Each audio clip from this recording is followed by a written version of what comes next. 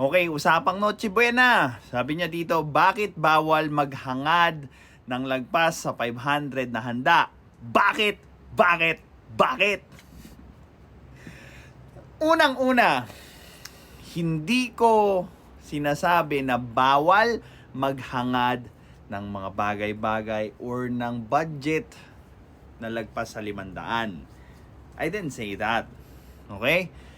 But you wanting to have a bigger budget for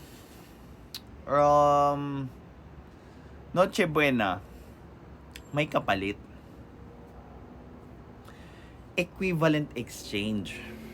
And truth does not care about your feelings doon sa hihingin niyang kapalit ng gusto mong mangyari.